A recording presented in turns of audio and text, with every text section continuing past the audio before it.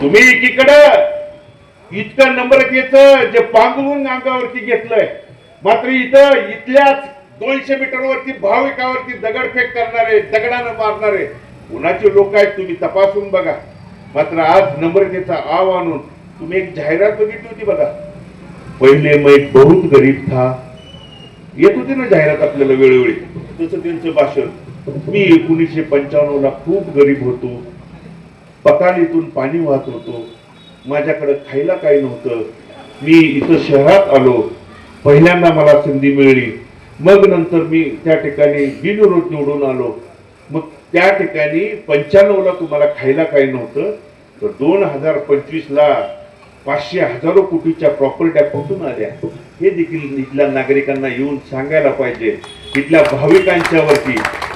जर तो इतक्या त्या ठिकाणी ब्रह्मांड नायकाच्या चरणी नतमस्तक होणाऱ्या भाविकांना दगडाने मारत असाल, तर उद्याचा नगराध्यक्ष निवडून जाणारा मंदिर समितीचा देखील सदस्य असेल, तिथं काय परिस्थिती दिसती डोळ्यासमोर तुम्ही आणा. जाताना त्यांचे त्या ठिकाणी गुंडगिरी आणि दडपशाहीला प्रत्येक नागरिकाला असेल किंवा येणाऱ्या भाविकाला त्या ठिकाणी कशा पद्धतीने अन्याय अत्याचार सहन करावा लागेल, या सगळ्या गोष्टी बंधून तपासा. आज जो भूखंड आहे,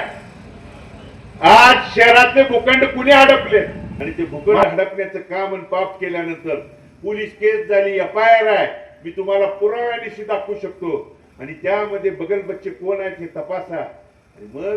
जर आज साजूकपणाचा आव आणणारा हा पंढरपूरचा गब्बर सिंग जर तुमच्या पुढे नम्रतेचा आव आणून त्या ठिकाणी मत मांडायला येत असेल,